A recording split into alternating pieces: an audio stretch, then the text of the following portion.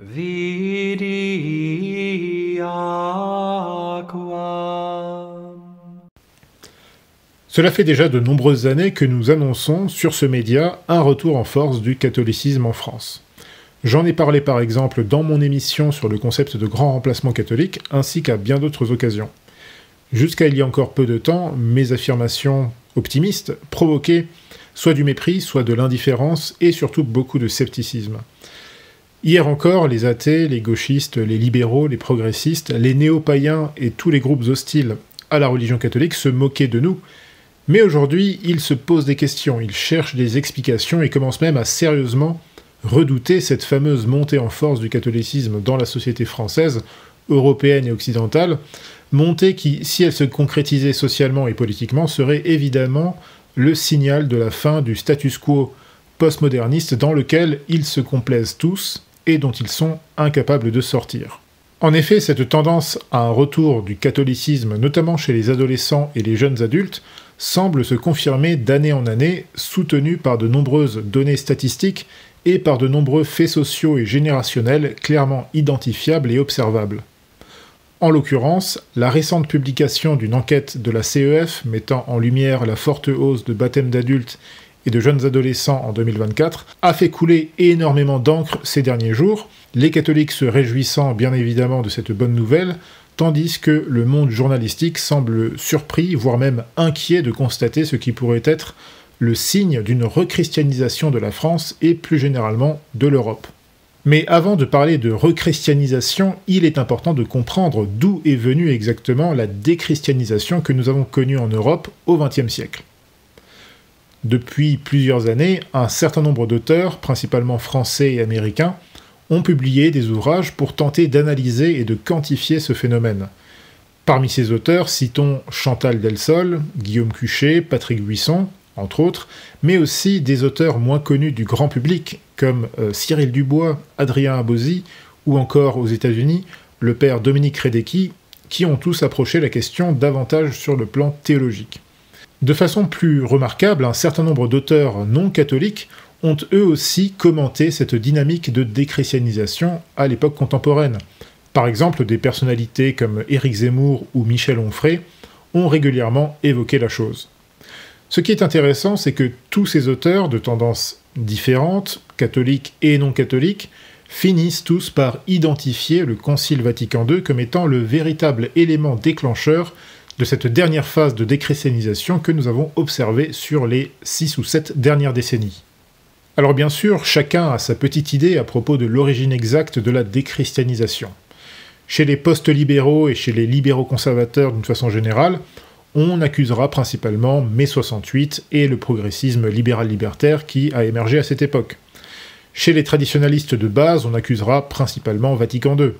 Chez le réactionnaire royaliste, on accusera plutôt 1789 et les lois laïques de la Troisième République. L'historien des idées un petit peu plus sophistiqué remontera quant à lui jusqu'à la Renaissance et à l'humanisme. Mais en réalité, la déchristianisation s'explique tout d'abord évidemment par l'ensemble de ces phénomènes qui se juxtaposent et qui se succèdent dans un rapport de cause à effet, mais dont Vatican II reste le point culminant.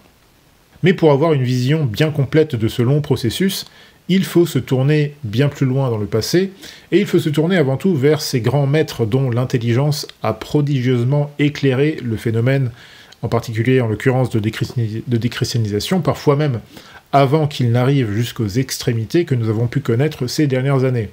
Parmi ces grands maîtres, il me faut une fois encore citer l'excellent, l'incontournable amiral Paul Auffand, et en particulier son livre « Le drame de la désunion européenne », un livre dont je vous recommande chaudement la lecture. Ce livre nous permet de comprendre la nature de ce processus dans l'histoire, et on réalise alors que sur le plan social, la déchristianisation s'est toujours jouée sur la base de la désunion entre le pouvoir spirituel et le pouvoir temporel. En clair, à partir du moment où l'hérésie passe du simple phénomène religieux au phénomène social et politique, ce processus se met en marche. Notre époque contemporaine a été touchée par deux hérésies majeures que sont le modernisme et le sécularisme, et ce dernier se manifeste d'ailleurs beaucoup plus tôt dans l'histoire qu'on ne se l'imagine souvent.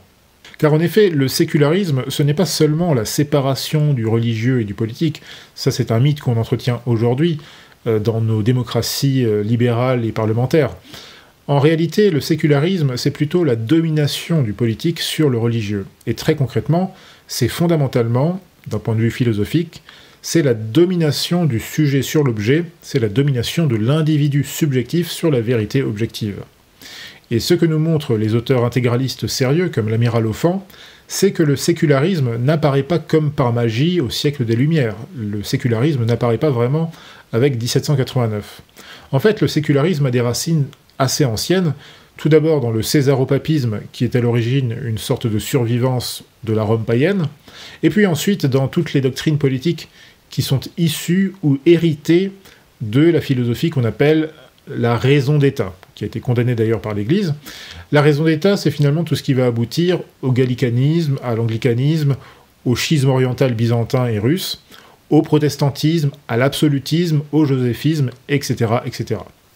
Et toutes ces doctrines vont donner naissance aux grandes hérésies politiques modernes, que sont le jacobinisme, le libéralisme politique d'une façon plus générale, qui elles-mêmes vont conduire à l'athéisme d'État, ou dans d'autres cas au culte de l'État-nation lui-même. En Europe, ces doctrines politiques se développent aussi dans le cadre des antagonismes nationaux qui vont logiquement conduire à la division temporelle de la chrétienté occidentale, et ceci finalement assez tôt, après la chute de l'Empire carolingien.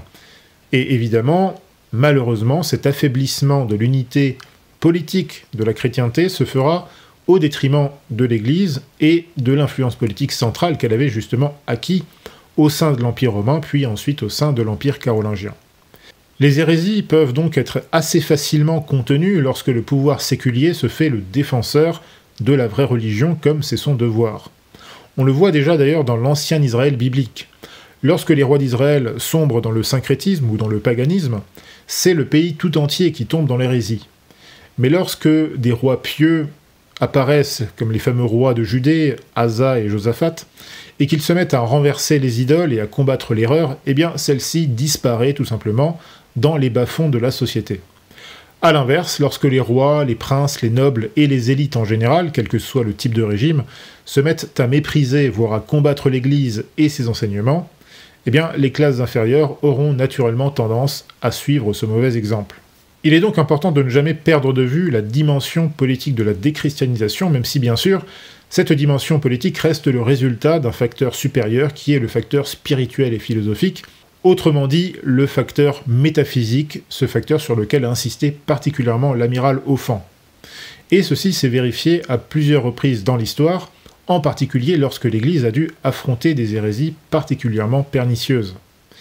En ce qui nous concerne directement, le libéralisme et le modernisme sont bien évidemment les deux hérésies, politiques et théologiques, qui ont directement contribué au processus de déchristianisation que nous avons observé au cours du XIXe puis du XXe siècle, processus qui culmine donc dans les années 1960, à tous les niveaux, puisqu'il se formule effectivement dans la société, dans la politique, et aussi bien sûr dans le champ religieux avec Vatican II. Et le modernisme fut qualifié, comme vous le savez, avec beaucoup de raisons, de pire hérésie de tous les temps par le pape Saint Pie X, puisqu'en effet, le modernisme s'est manifesté d'une façon tout à fait unique par rapport à ses prédécesseurs. L'arianisme et le protestantisme étaient déjà chacun à leur manière les catalyseurs de toutes les hérésies de leur époque. L'arianisme était en quelque sorte la synthèse des hérésies christologiques de l'Antiquité, tandis que le protestantisme était la synthèse des hérésies théologiques et sacramentelles des débuts de l'ère moderne. Le modernisme est quant à lui la synthèse des hérésies modernes et postmodernes, et il a été la cause instrumentale du déclin de la foi qui s'est opéré au cours du XXe siècle.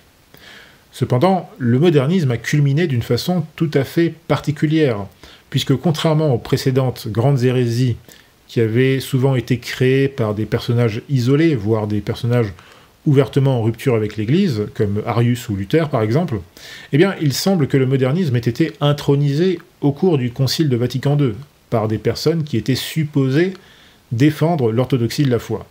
Et bien sûr, ceux qui ont des yeux pour voir et des oreilles pour entendre sauront tirer les conclusions doctrinales que ce constat impose, mais pour les autres, je vous conseille de lire attentivement le commentaire de saint Béatus de Liébana sur le livre de l'Apocalypse, qui parle justement de cette question, de ce grand mystère d'iniquité dans lequel nous vivons possiblement aujourd'hui.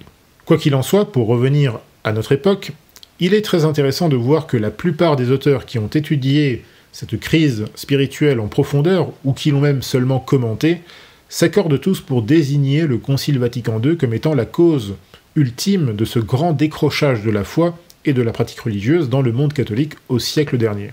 Guillaume Cuchet, qui est pourtant très prudent et modéré dans ses analyses, en vient aussi à cette conclusion en commentant le grand tournant de 1965 dans son livre « Comment le monde a cessé d'être chrétien ». En s'appuyant sur les enquêtes sociologiques de l'abbé Boulard, Guillaume Cuchet égrène la longue suite de statistiques qui montrent qu'à partir de l'année 1965, la pratique religieuse en France chute de manière soudaine et tout à fait exceptionnelle. Par exemple, Cuchet montre que la Normandie est passée de 40% de catholiques pratiquants en 1965 à seulement 9,5% à peine 20 ans plus tard, en 1987. Cuchet écrit alors, citation, « D'où cette rupture, puisque rupture il y a eu, a-t-elle donc bien pu venir ? Il faut qu'il y ait eu un événement derrière un phénomène de cet ordre, au moins pour le provoquer. Mon hypothèse est qu'il s'agit du Concile Vatican II. On ne voit pas en effet quel autre événement contemporain aurait pu engendrer une telle réaction. La chronologie montre que ce n'est pas seulement la manière dont le Concile a été appliqué après sa clôture qui a provoqué la rupture, par sa seule existence, dans la mesure où il rendait soudainement envisageable la réforme des anciennes normes, le Concile a suffi à les ébranler, d'autant que la réforme liturgique, qui concernait la partie la plus visible de la religion pour le plus grand nombre, a commencé à s'appliquer dès 1964. Fin de citation.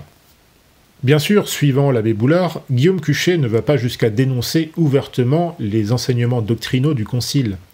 Mais l'honnêteté et la rigueur scientifique semblent tout de même le pousser à se demander, par exemple, si des textes comme Dignitatis Humanae n'avaient pas pu favoriser le relativisme et consacrer en quelque sorte le subjectivisme au sein même de la structure. Mais Cuchet s'attarde davantage sur un aspect crucial de Vatican II, à savoir la réforme liturgique elle-même. Cette réforme eut l'effet d'une véritable révolution, dans le sens le plus négatif du terme, et comme je le dis souvent, tous ceux qui viennent d'une famille catholique ayant connu cette période peuvent attester du bouleversement absolument radical que cela a été. Guillaume Cuchet explique, citation, « Dans le domaine de la piété, des aspects de la réforme liturgique qui pouvaient paraître secondaires, mais qui ne l'étaient pas du tout sur le plan psychologique et anthropologique, comme l'abandon du latin, le tutoiement de Dieu, la communion dans la main, la relativisation des anciennes obligations, ont joué un rôle important. Théodore Jouffroy disait déjà au XIXe siècle que la variation de l'enseignement officiel rendait sceptiques les humbles.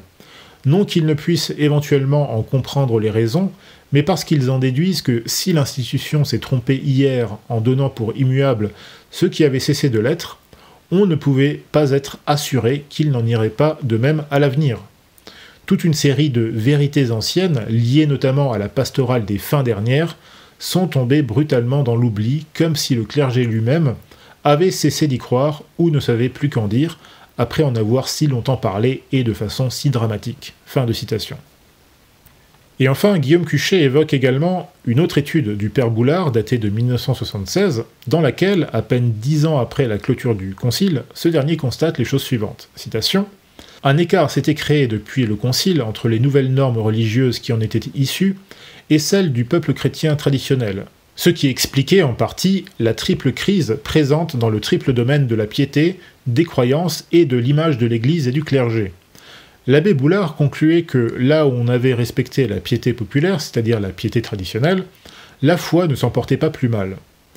Il concluait également qu'une pédagogie moins soucieuse des provocations évangéliques, plus progressive, moins intellectuelle et élitiste, aurait pu éviter de voir se créer des déserts spirituels ou menacer désormais de s'implanter des sectes.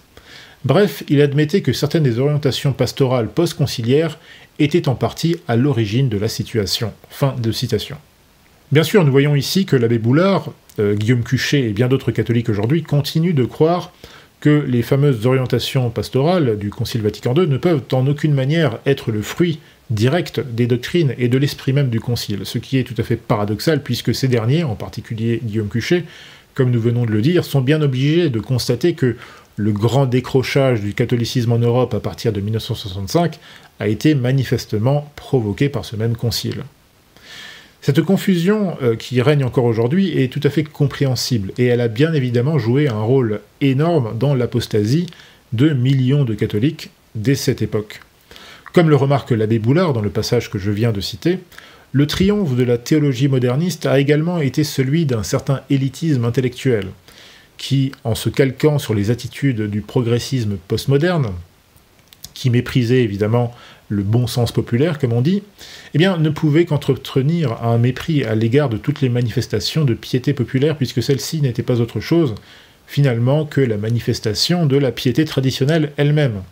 L'ironie de tout ceci, c'est évidemment que la révolution conciliaire avait précisément prospéré grâce au célèbre slogan de Jean XXIII et de Paul VI qu'il fallait provoquer une nouvelle Pentecôte, ouvrir les fenêtres d'une église qu'on présentait alors comme étant une espèce de corps cadavérique claquemuré dans une tour d'ivoire, qu'on présentait comme une institution renfermée sur elle-même, refusant de s'ouvrir aux autres, etc., etc.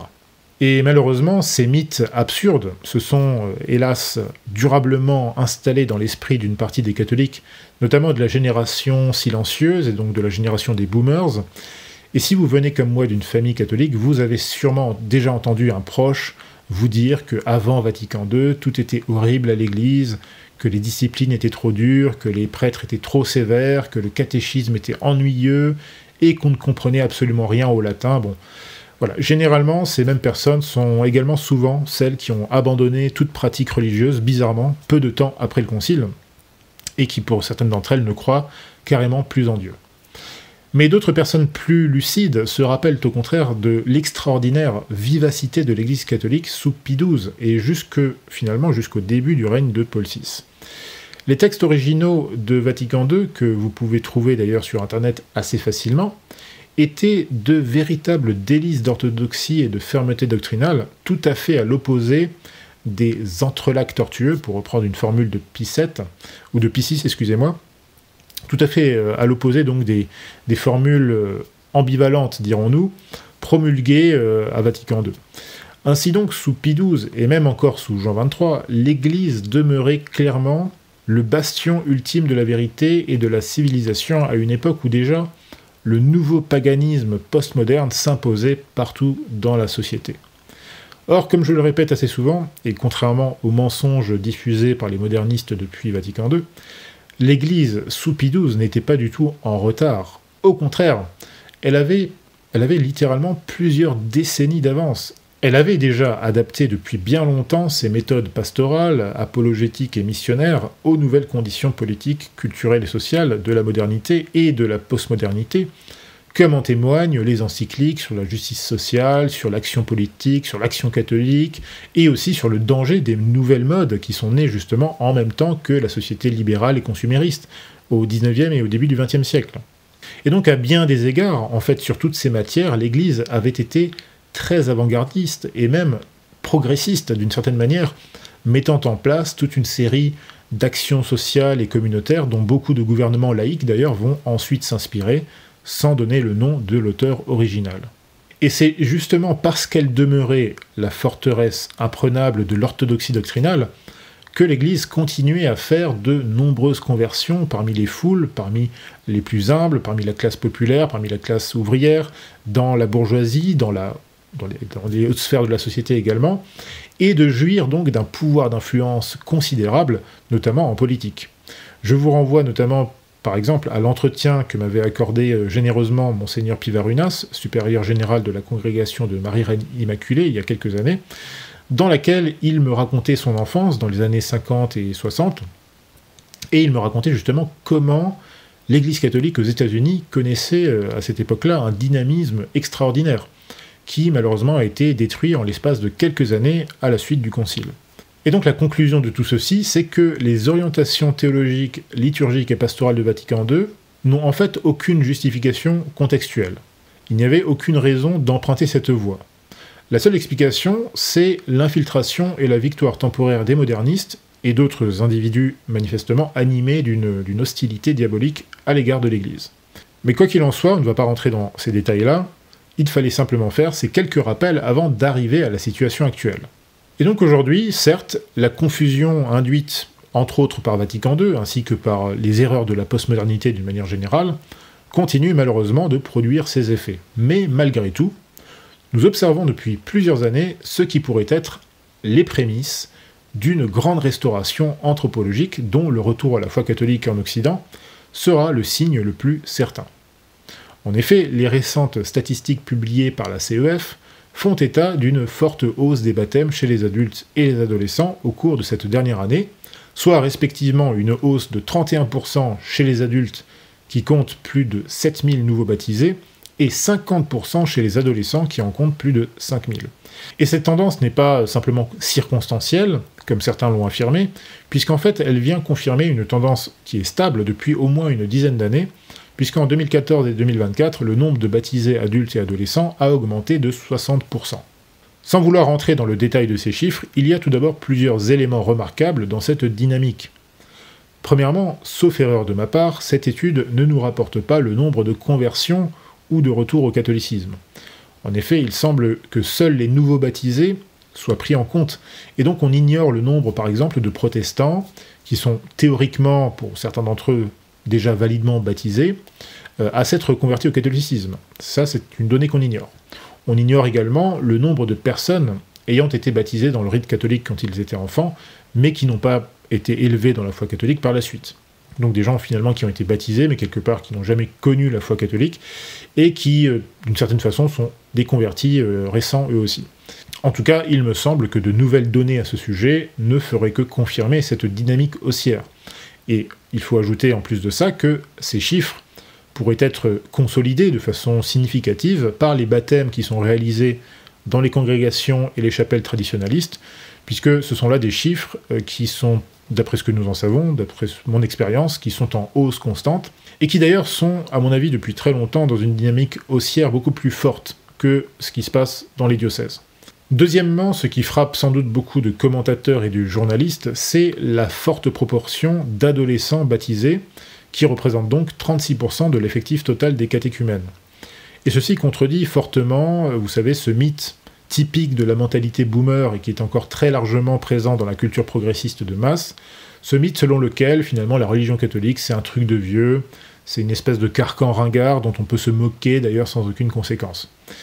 De même, contrairement à un autre mythe encore très présent chez une certaine catégorie de gauchistes, les convertis ne sont pas majoritairement des espèces de caricatures de bourgeois versaillais, puisque les classes moyennes et populaires continuent de constituer la grande majorité des nouveaux baptisés.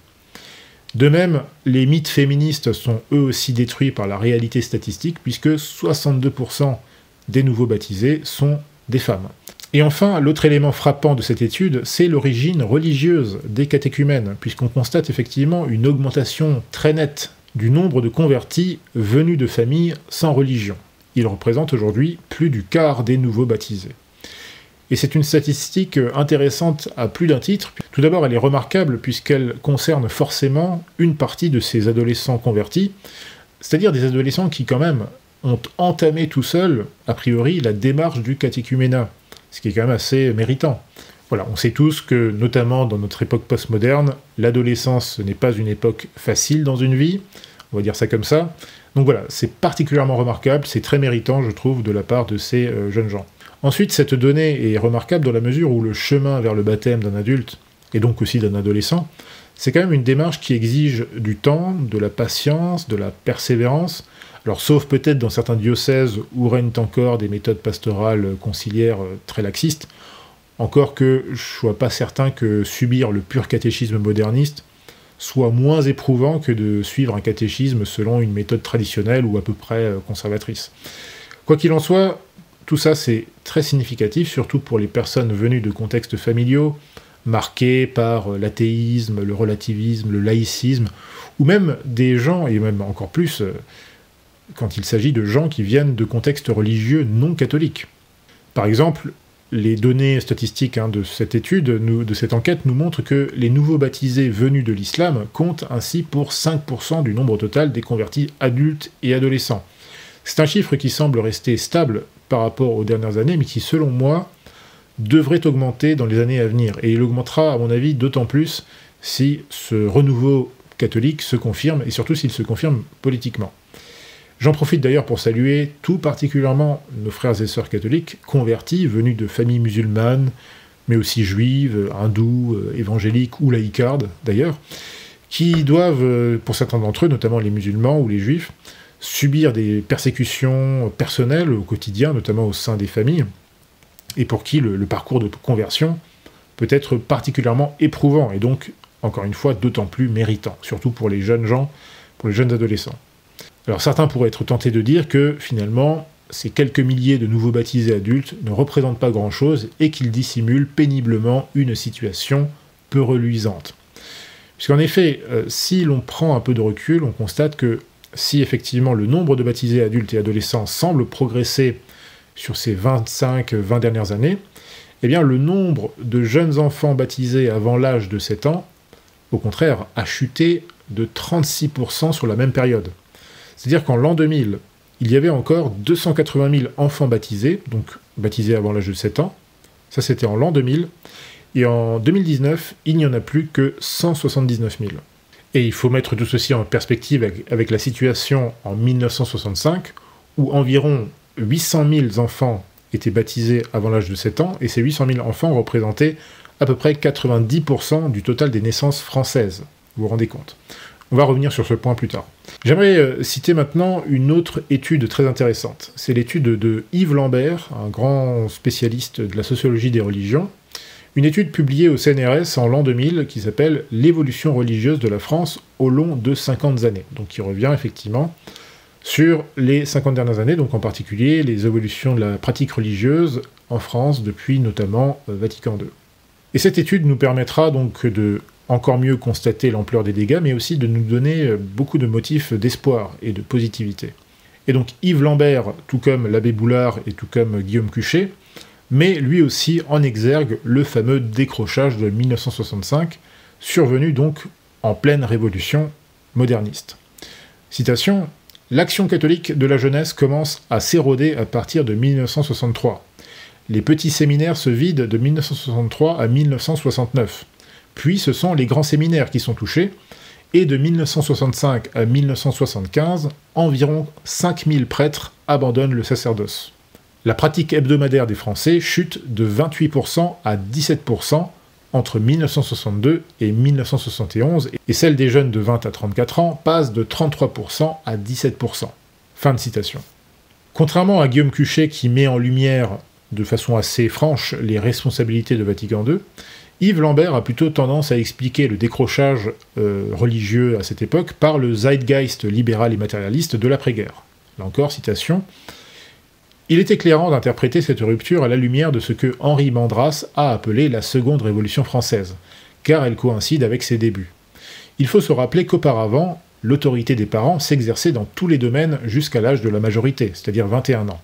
Qu'il n'était guère permis de parler de politique avant cet âge-là, que la sexualité était subordonnée à la vie en couple marié, que la religion allait de soi dans les familles chrétiennes pratiquantes, notamment la messe dominicale. Or, on voit alors se développer la contestation dans tous les domaines. Le gauchisme, la permissivité des mœurs, avec, à l'avant-garde, la génération du baby-boom, celle de l'après-guerre, dont l'analyse statistique générationnelle fait nettement ressortir le rôle. Ces années correspondent aussi à la généralisation de l'entrée en sixième, à l'inflexion de la courbe de la fécondité en 1965, au décollage de celle des divorces, à l'apparition de la vie en couple sans mariage et à la mise au point de la contraception artificielle, qui a été une condition de la révolution sexuelle, et d'une manière générale à l'entrée dans la société d'abondance et de bien-être, toutes choses susceptibles de recentrer l'homme sur un accomplissement terrestre pur et simple. » Fin de citation. Il est évident, bien sûr, que le triomphe des idéologies postmodernes après la Seconde Guerre mondiale a joué un rôle considérable dans ce processus de déchristianisation. Cependant, nous sommes profondément en désaccord avec ceux qui y voient la cause principale, ce que semble croire Yves Lambert d'ailleurs. Tous les dégâts anthropologiques provoqués par le postmodernisme prouvent justement que c'est la tradition catholique qui avait raison avant tout le monde, et non pas la révolution moderniste. C'est justement parce que l'Église avait prophétisé ce que Pie XII appelait le nouveau paganisme des temps modernes, avec plusieurs décennies d'avance, que la révolution moderniste a été une telle aberration devant l'histoire et devant Dieu. Du reste, même si Yves Lambert maintient que le règne de Jean-Paul II a été marqué par une stabilisation relative de la démographie catholique, les chiffres qu'il donne d'une façon générale contredisent cette vision des choses. En effet, entre 1975 et l'an 2000, le pourcentage de Français qui se déclarent et se définissent comme catholiques tombe de 80% à 53%. La pratique dominicale tombe de 28% à 7%. Le nombre d'élèves du primaire à aller au catéchisme passe de 80 à 25%. Le nombre annuel d'ordinations passe de 1200 en 1955 à seulement 120 à la fin des années 1990. Le nombre de prêtres chute de 50 000 en 1960 à 26 000 seulement en 1999.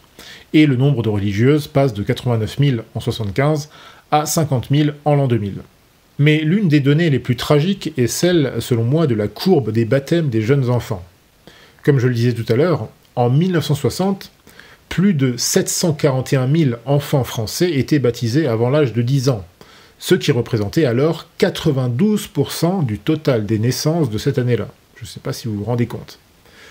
En l'an 2000, ce chiffre était tombé à 380 000, et il se trouve actuellement autour des 180 000 baptêmes d'enfants par an, ce qui ne représente plus que 26,5% du total des naissances françaises en 2022. De même, Yves Lambert traduit par des données statistiques des phénomènes typiques de la révolution moderniste, tel ce phénomène qu'on appelle, ou qu'il appelle plutôt, le catholicisme à la carte, et que le père Secada appelait le catholicisme cafétéria. Autrement dit, la banalisation du relativisme moral ou doctrinal, c'est-à-dire ce que Lambert appelle la culture de la quête spirituelle, le croire probabiliste, ou encore le croire sans appartenance. Voilà. Donc toute cette culture de la spiritualité sans religion qui apparaît effectivement à cette époque où le New Age, évidemment, a beaucoup d'influence. Mais cela étant dit, un tel déclin, en termes d'effectifs, de pratiques, de foi, de conviction, un tel déclin n'a jamais été observé en 2000 ans d'Église. Sauf peut-être lors de périodes de grandes guerres, de grandes dévastations, de grandes hérésies, qui conduisent des sociétés entières vers l'apostasie, comme on a pu le voir à des époques où, par exemple, l'islam ou le protestantisme avaient réussi à s'emparer de nations entières, que ce soit en Afrique du Nord ou plus tard donc en Allemagne. Mais justement, la révolution moderniste ne se déroule pas du tout dans ce contexte-là. La révolution moderniste triomphe durant les 30 Glorieuses, c'est-à-dire durant une extraordinaire période de paix, de prospérité et d'abondance, telle que l'Occident n'en avait jamais connue. Et c'est la raison pour laquelle il serait absurde de ne voir dans ce déclin que le seul effet des tentations de la postmodernité. Le recul du catholicisme au cours de ces 70 dernières années est avant tout, manifestement, le résultat d'une dévastation qui s'est déroulée au sein même de nos diocèses. Cependant, il serait également une erreur de s'arrêter avec pessimisme devant ces chiffres qui sont évidemment effrayants et qui ont de quoi effrayer les plus sensibles. Comme je l'ai dit plus tôt, ça fait des années que je prédis un retour en force du catholicisme dans l'ordre social, politique et économique en Occident. Et évidemment, je n'ai pas été le seul ni le premier à le dire. Justement, Yves Lambert a été l'un des premiers sociologues français à prédire le regain religieux auquel nous assistons actuellement. Dans son étude en l'an 2000, Lambert déclarait déjà, je cite, « L'Europe est à un tournant du point de vue religieux si on se place dans la perspective des 30 à 40 dernières années. La tendance au recul religieux, qui était nettement dominante, en particulier chez les jeunes, partage désormais le paysage avec un mouvement de remontée chrétienne, mais aussi avec le développement du spirituel autonome. » Alors par spirituel autonome, c'est une note de ma part, Lambert fait allusion ici aux nouvelles spiritualités individuelles, non religieuses, issues du New Age et du développement personnel. Et donc Lambert conclut, ces nouvelles tendances se manifestent elles-mêmes plus encore chez les jeunes. Fin de citation. Donc on voit déjà que Yves Lambert constate cette tendance chez les jeunes déjà à la fin des années 90.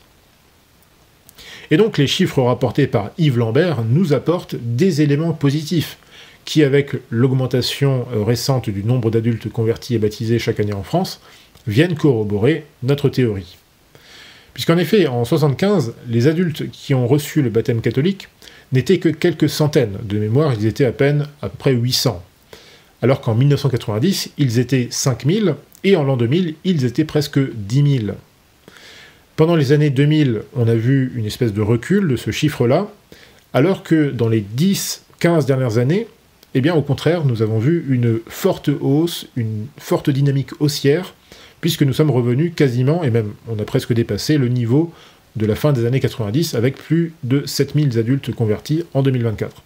Alors comment expliquer cette dynamique? Comment expliquer ce grand retour du religieux, en particulier chez les jeunes générations?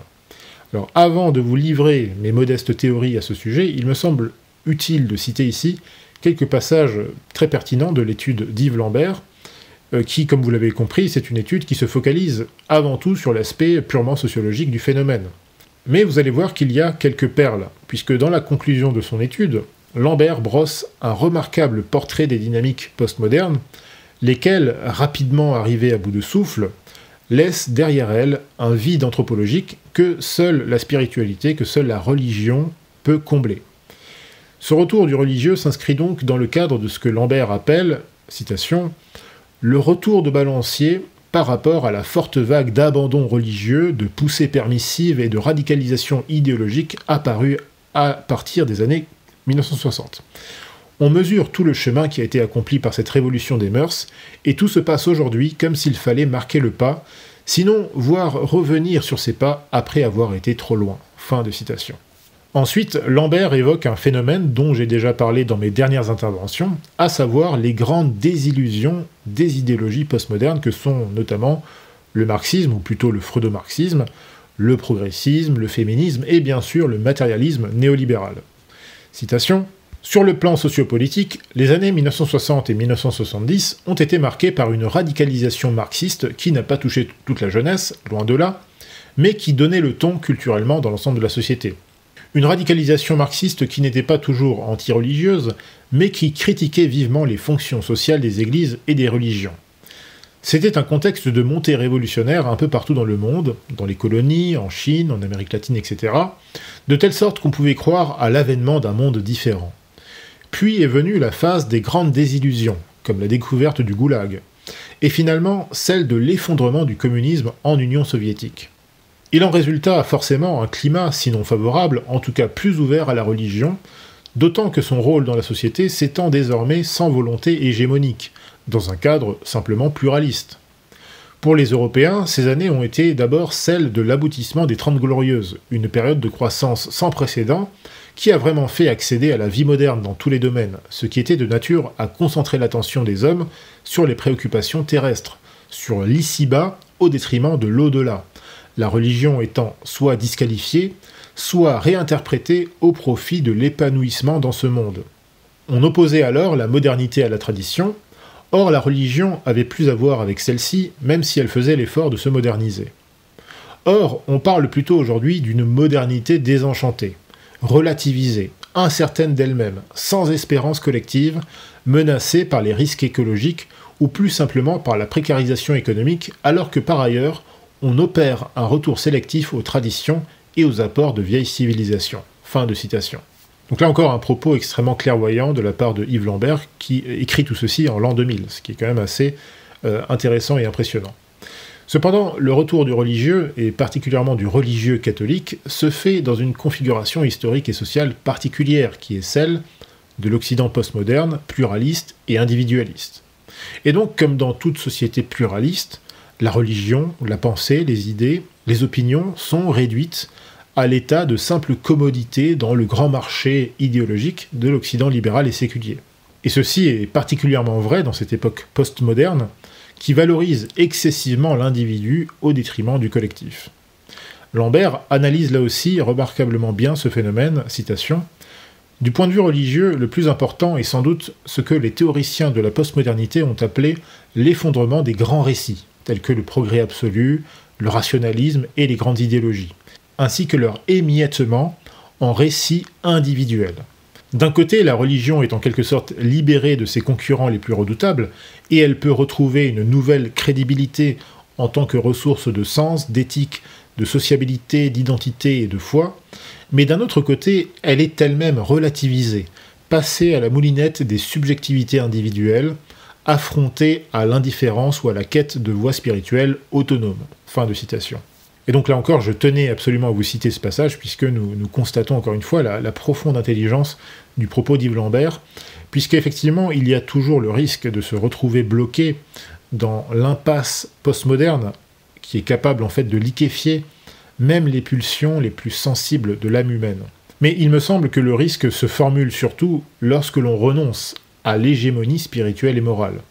Or, justement, si le regain de catholicisme est sans aucun doute sincère chez les simples fidèles, et même chez une partie du nouveau clergé conciliaire, d'orientation plutôt conservatrice, voire traditionnelle, eh bien, le problème de la hiérarchie supérieure, de la hiérarchie de la structure moderniste, reste entier, puisque celle-ci, s'accrochant à son propre grand récit postmoderne, c'est-à-dire le grand récit conciliaire, eh bien, cette hiérarchie continue précisément de renoncer à l'hégémonie légitime de l'Église du Christ sur le monde.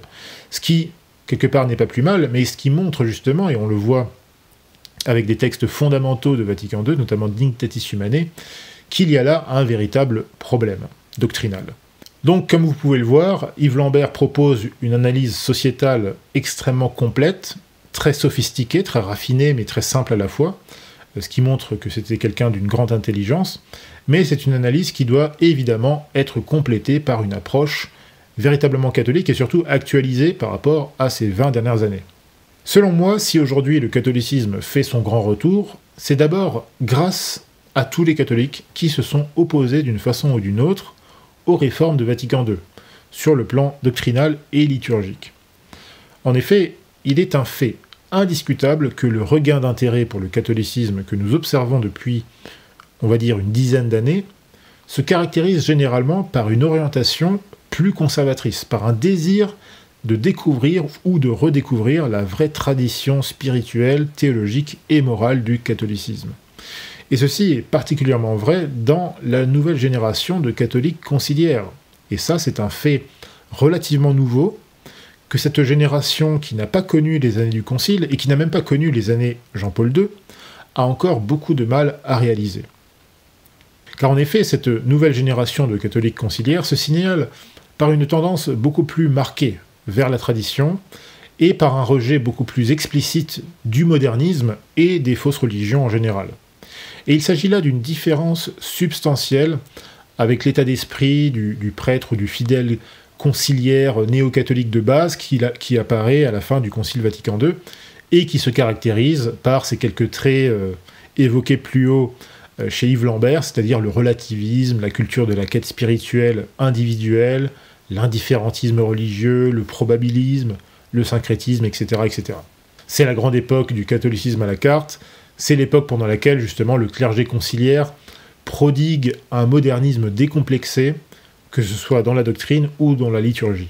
Or, justement, on l'a vu tout à l'heure, c'est précisément durant cette période qu'on assiste à la chute vertigineuse dans toutes les statistiques, que ce soit en termes de nombre de séminaristes, de nombre d'ordinations et de nombre de fidèles dans les diocèses, sans compter la chute vertigineuse également du nombre de baptêmes d'enfants. La génération de nos grands-parents et de nos parents, c'est-à-dire la génération silencieuse, la génération des boomers et aussi la génération X pour les plus jeunes d'entre nous, ont été particulièrement affectés par les effets de Vatican II. La génération silencieuse, qui est née avant la Seconde Guerre mondiale, a généralement été celle qui a le mieux maintenu la pratique religieuse, mais tout en adhérant largement aux idées du Concile, ou plutôt en les suivant par obéissance, par habitude. La génération des boomers et dans une certaine mesure la génération X, ont été les générations qui ont le plus embrassé les idées fondamentales du Concile, dans la mesure où ces idées étaient en quelque sorte la transposition théologique et liturgique de l'idéologie postmoderne. Et au final, ces deux générations sont celles qui ont été le plus négativement impactées par Vatican II, et plus généralement par le postmodernisme, et ce sont elles, logiquement, qui ont le plus abandonné la pratique et la croyance religieuse, et qui les ont le moins transmis à leurs enfants. Là encore, tout ceci est vérifiable par des statistiques. Si vous êtes né comme moi entre la fin des années 80 et la moitié des années 90, vous appartenez à une génération qui a encore connu l'ambiance qui régnait généralement dans les diocèses et dans les paroisses dans les années 90 et jusqu'au début des années 2000, c'est-à-dire sous le règne de Jean-Paul II. Durant cette période, on assiste à une sorte de stabilisation de l'esprit de Vatican II dans les esprits et dans les diocèses. C'est une époque où, dans la grande majorité des paroisses, se trouvent des prêtres qui ont été formés vraiment dans le moule de la révolution moderniste, donc des prêtres qui ont souvent été formés dans les années 60-70. Et c'est durant cette période que la pratique et la croyance chez les jeunes déclinent très fortement. Et pour avoir été moi-même au catéchisme diocésain lorsque j'étais enfant, à la fin des années 90, je me souviens encore de l'atmosphère dirons-nous désordonnée et irrévérencieuse qui régnait à l'époque, en particulier à la messe. C'était véritablement à l'époque la domination de ce pseudo-catholicisme caricatural, mièvre, bisounours, We Are the World, radicalement humaniste et totalement relativiste.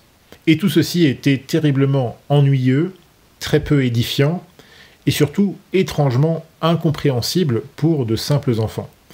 Je dis étrangement parce que, comme nous l'avons mentionné précédemment, en citant notamment Guillaume Cuchet, la prétention des architectes du Concile à avoir voulu simplifier ou rendre plus accessible la foi catholique, eh bien, dissimulait en réalité les intentions des modernistes, à vouloir liquéfier la doctrine, à en relativiser le message. Et donc finalement, consciemment ou inconsciemment, les prêtres et les évêques qui ont appliqué ces nouvelles méthodologies pastorales ont donc contribué à diffuser un catholicisme frelaté, dilué dans la soupe moderniste et postmoderne, un faux catholicisme qui devenait donc fatalement impossible à transmettre, soit parce qu'il n'inspirait aucun respect, notamment aux plus jeunes, soit parce que son relativisme intrinsèque, son esprit de démission, son insistance quasiment exclusive sur la proposition de foi, n'incitait vraiment pas les jeunes catéchumènes à se maintenir dans la religion sur le long terme. A l'inverse, les leçons de piété simple que nous donnaient encore nos grands-parents nous édifiaient et nous renseignaient beaucoup plus efficacement sur la religion catholique que les platitudes humanitaires qu'on entendait habituellement dans nos paroisses. Dans ma génération, un grand nombre de jeunes nés dans des familles catholiques ont rapidement abandonné la foi immédiatement après leur première communion ou leur confirmation. Ils s'y étaient généralement maintenus tant que les parents, surtout par convention familiale plutôt que par conviction religieuse, les plaçaient encore au catéchisme, souvent d'ailleurs avec certaines difficultés. Mais une fois sortis de là et entrés dans l'adolescence, eh bien, beaucoup, malheureusement, se sont totalement ralliés à l'idéologie postmoderne et au matérialisme en abandonnant leur foi, voire en devenant carrément hostiles à la foi catholique. Mais je remarque cependant que ceux qui ont maintenu la foi et la pratique, ou ceux qui y sont revenus par la suite comme moi, avaient souvent été influencés par la piété catholique de leurs grands-parents, tandis que leurs parents eux-mêmes n'avaient rien transmis de substantiel à ce sujet. Et donc, une fois qu'on réalise quelle était la situation lamentable de tant de paroisses dans les années 70, 80, 90, 2000, à la suite du Concile, il faut avoir l'honnêteté de dire que la vraie tradition catholique, en réalité, n'a été maintenue que grâce à tous ces groupes de prêtres et de fidèles qui se sont opposés plus ou moins radicalement aux réformes de Vatican II sur cette même période. Et j'insiste une fois encore, le regain actuel de catholicisme n'aurait pas été possible, j'en suis convaincu, sans le travail réalisé en amont durant des années par ce qu'on appelle aujourd'hui, de façon générique, le mouvement traditionnaliste, qu'on appelait dans les années 70 le courant intégriste.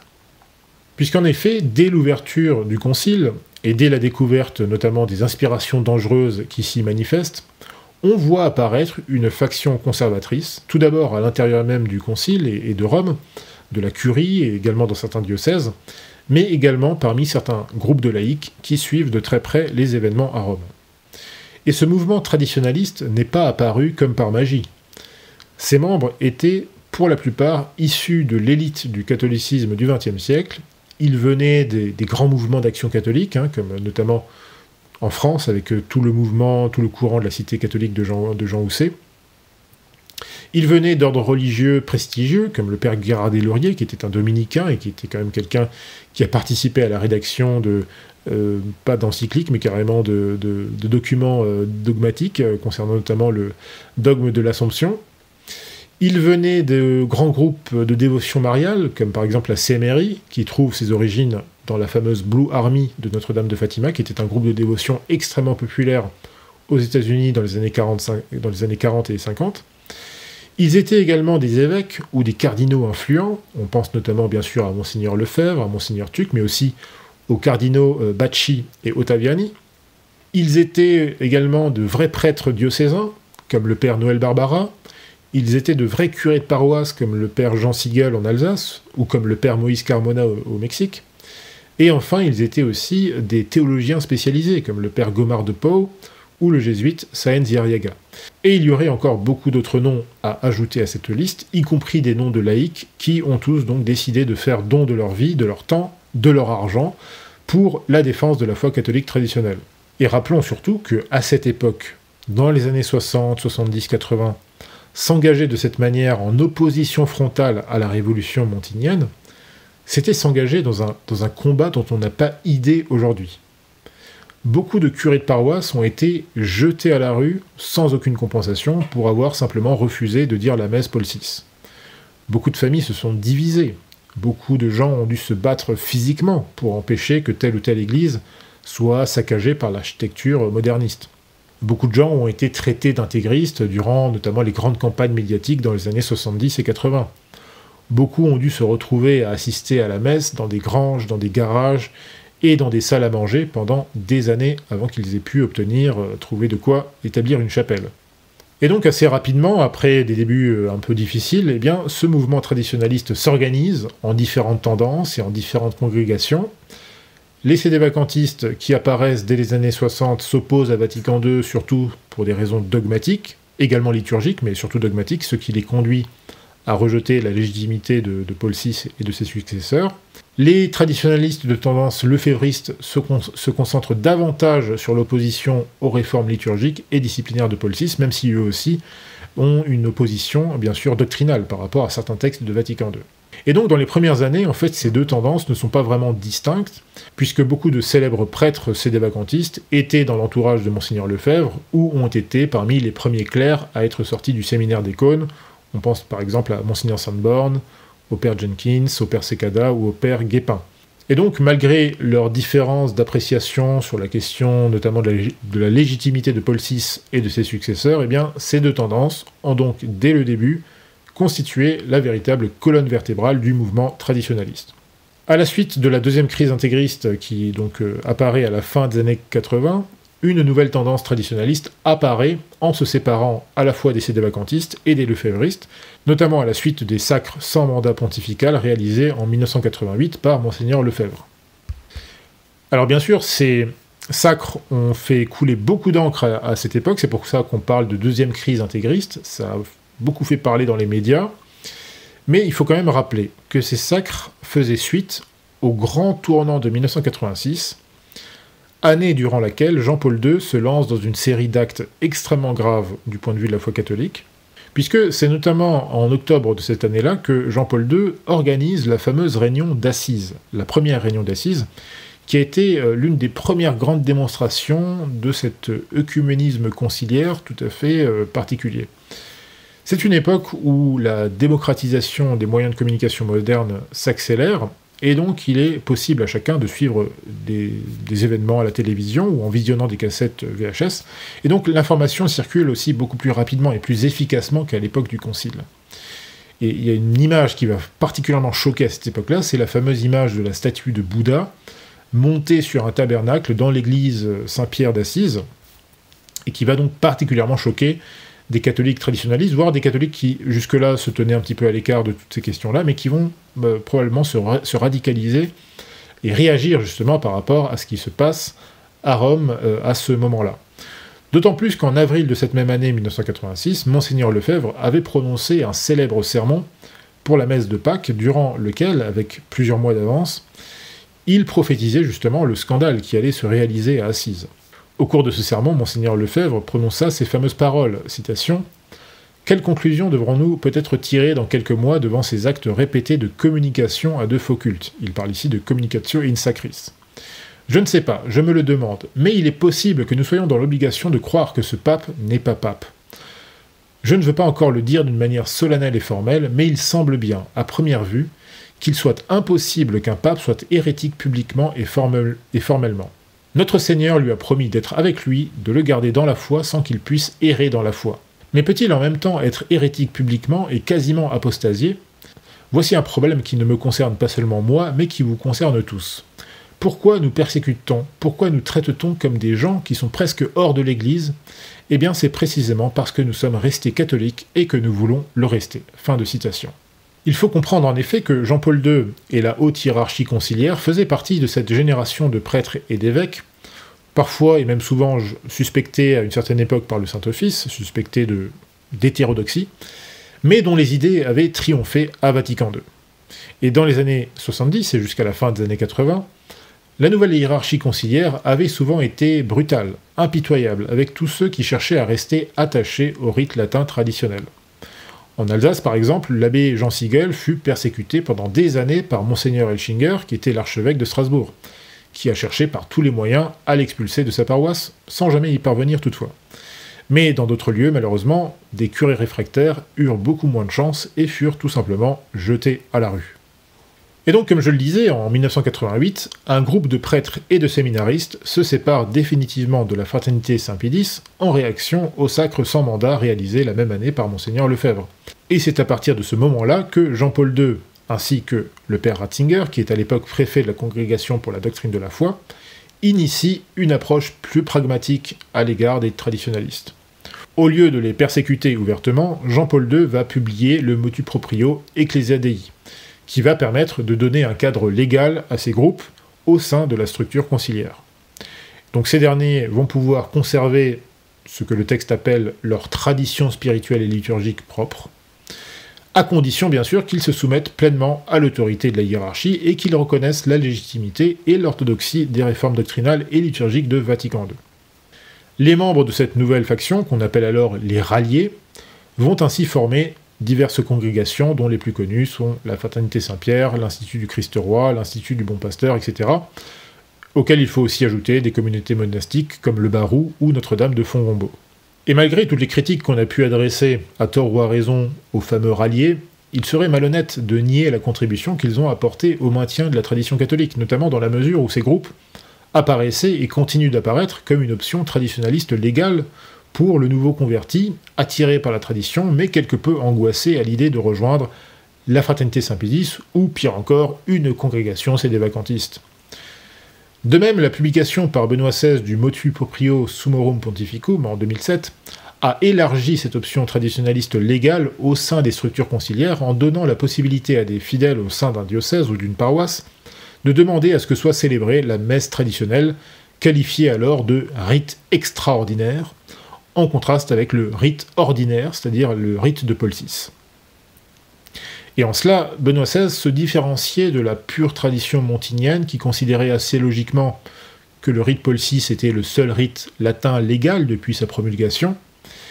Mais il faut comprendre que cette nouvelle approche, qui est celle de Benoît XVI, est un pur produit de la philosophie pérélianiste qui est la sienne, et que l'on retrouve aussi chez Jean-Paul II, c'est-à-dire une interprétation beaucoup plus subtile des textes du Concile, une interprétation qui accepte des formes conservatrices, voire traditionnelles, mais dans un esprit pluraliste, c'est-à-dire dans un esprit dans lequel ces formes traditionnelles sont finalement mises à égalité avec les formes modernes. Malgré les erreurs manifestes qui caractérisent une telle vision des choses, il serait là encore assez malhonnête de nier les effets de cette évolution de la politique conciliaire. À partir de la fin des années 2000, on voit donc apparaître un nouveau courant conservateur au sein même de certains diocèses et de certains séminaires diocésains, avec une génération de nouveaux prêtres et de fidèles de plus en plus attirés vers les formes traditionnelles. Dans certains cas, cet attrait reste à l'état superficiel, se manifestant par quelques apparences, mais restant dilué dans le bain moderniste, notamment sous l'influence qui reste très forte du charismatisme, qui lui aussi a pris beaucoup d'ampleur depuis Vatican II, à tel point qu'on va voir se développer plus tard un courant tradismatique, donc qui garde des formes, on va dire, modernes, mais qui en même temps s'attache à une certaine tradition sur le plan doctrinal et surtout moral.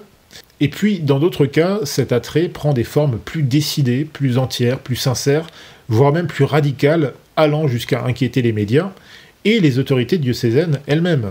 Et c'est d'ailleurs ce que nous voyons depuis l'élection de François et depuis le retour en force des modernistes radicaux, héritiers de la faction la plus progressiste de Vatican II. Il y a environ 3 ans, rappelez-vous, j'avais réalisé une émission à propos de la publication du Motu Proprio de François, Traditionis Custodes, dans lequel celui-ci revenait largement sur les libertés, jugées manifestement trop grandes, que Benoît XVI avait accordées aux catholiques conciliaires de tendance traditionnaliste. Et depuis lors, le moins qu'on puisse dire, c'est qu'on ressent une certaine tension qui n'est toujours pas retombée. Bien évidemment, le contenu de ce Motu Proprio a fait l'effet d'une bombe à l'époque dans les milieux concernés, même si d'un autre côté, c'était pas si étonnant que ça, puisqu'il y avait eu une enquête, notamment en France, conduite par la CEF juste avant ça, et qui avait publié des conclusions extrêmement négatives par rapport justement au fait que dans beaucoup de communautés ecclésiadei et même dans beaucoup de diocèses où on avait autorisé justement le fameux rite extraordinaire, eh bien, il se développait parmi les fidèles et aussi parmi les prêtres une hostilité de plus en plus ouverte vis-à-vis de Vatican II et des réformes liturgiques et doctrinales même de Vatican II. Donc tout ceci a provoqué finalement une réaction assez rapide de la part de François. Et c'est pour ça que d'ailleurs dans un certain nombre de diocèses, eh bien, les évêques conciliaires ont promptement décidé d'expulser les congrégations ecclésiadei qui s'y trouvaient parfois depuis fort longtemps, parfois depuis 10 ans, 15 ans, 20 ans. Et dans d'autres lieux, on a décidé tout simplement d'interdire aux prêtres diocésains de célébrer le rite extraordinaire. Mais d'un autre côté, on constate que François et ses alliés, en tout cas ses alliés de la faction la plus moderniste, ne semblent pas vouloir pousser trop loin leur offensive contre les mouvements traditionnels. Et je pense que ce qui les ralentit jusqu'ici, c'est que tout simplement, le retour du traditionnalisme déborde désormais largement du cadre des trois grandes mouvances historiques que sont les lefévristes, les sédévacantistes et les ralliés, puisqu'aujourd'hui, cet attrait pour le traditionnalisme se manifeste, comme on l'a dit et comme on va le voir encore, se manifeste de plus en plus au sein même de la nouvelle génération conciliaire. Donc ça, évidemment, ça pose un problème pour François et ses sbires du point de vue de leur stratégie. En effet, cet attrait pour la tradition, en particulier pour la tradition doctrinale, et également liturgique bien sûr, se manifeste de façon assez surprenante dans cette nouvelle génération de catholiques conciliaires qui a émergé au cours de ces 10 dernières années. Contrastant avec l'esprit de démission, avec l'œcuménisme bisounours et avec le relativisme religieux qui avait caractérisé la génération des boomers conciliaires, la nouvelle génération se revendique beaucoup plus ouvertement d'une forme de catholicisme militant qui garde encore bien sûr parfois des formes typiques du conciliarisme, notamment dans certaines banlieues, mais qui néanmoins pratique l'apologétique de façon beaucoup plus franche, beaucoup plus directe, en cherchant ouvertement à évangéliser les protestants, les musulmans, les athées, en dénonçant plus ouvertement les erreurs de ces religions, là où les générations précédentes, directement marquées par l'esprit du concile, étaient totalement paralysées par l'indifférentisme, le relativisme et le syncrétisme. Puisque pour cette génération de boomers conciliaires, notamment chez les prêtres, l'évangélisation traditionnelle était assimilée, par définition, à une sorte d'attentat contre la liberté de conscience. Et pour bien saisir cet état d'esprit, rappelez-vous de la fameuse phrase de François, je cite, « Le prosélytisme est un péché contre la voie œcuménique ». C'est une phrase qu'il a prononcée en 2016 au Vatican devant une audience de protestants allemands. Donc pour François, comme pour beaucoup de boomers modernistes de sa génération, la foi est une pure impulsion de l'esprit, et toute évangélisation active est susceptible d'être assimilée à un prosélytisme brutal et invasif. Mais comme les autres idéologies postmodernes, eh bien, le modernisme est aujourd'hui en phase de déclin. Il est devenu impalpable et il n'a plus aucune crédibilité à une époque où nous vivons les effets ultimes du pluralisme religieux et du relativisme moral. Nous ne vivons pas, clairement, dans le monde idéal promis par les libéraux, par les modernistes et par les progressistes de gauche. Nous vivons dans un monde troublé, névrosé, terriblement angoissé, un monde qui n'arrive pas à imaginer son futur, c'est le gros problème de la postmodernité, et surtout un monde en état de décomposition anthropologique, dans lequel de nouvelles propositions de foi opposent une concurrence féroce, alors qu'il s'agisse par exemple de l'islam, des alternatives chrétiennes comme l'orthodoxie orientale ou l'évangélisme protestant, qu'il s'agisse tout simplement aussi des idéologies post-libérales comme le libéral-conservatisme, l'identitarisme néo-païen ou le nouveau progressisme de gauche, c'est-à-dire ce qu'on appelle la gauche intersectionnelle. Puisque le modernisme global, œcuménique de Vatican II, pouvait encore convaincre avec un message social et humaniste qu'on aurait pu retrouver dans une charte des Nations Unies dans les années 80 et 90, c'est-à-dire à une époque où le monde soviétique s'écroulait et où le néolibéralisme triomphait un peu partout. Mais la situation actuelle est très différente. Nous sommes dans une époque où chacun peut ressentir ce que l'amiral Offand a appelé les grandes convulsions de l'histoire. Nous sommes dans un monde multipolaire, et pas seulement sur le plan géopolitique, mais aussi sur le plan sociétal, un monde où on achève de faire le bilan du postmodernisme. Le postmodernisme est désormais déjà du passé. Et nous sommes dans un monde où de plus en plus de personnes cherchent à retrouver une foi, une tradition, une identité authentique, des valeurs communautaires pour combler justement ce vide social et anthropologique causée par plusieurs décennies de régression civilisationnelle. Cependant, la chose assez particulière avec notre époque, c'est que ce retour à la religion, aux valeurs et à la tradition, ne se déroule pas dans un environnement qui se conçoit lui-même comme étant encore chrétien. Par exemple, notre situation diffère beaucoup, par exemple, de la situation de la France après les guerres de religion. C'est-à-dire une période durant laquelle des prêtres comme Saint Vincent de Paul ont littéralement dû réévangéliser certaines parties du pays ou certaines couches de la société à cause de la confusion qui avait été introduite par le protestantisme, mais aussi tout simplement à cause du chaos social qui résultait du conflit lui-même.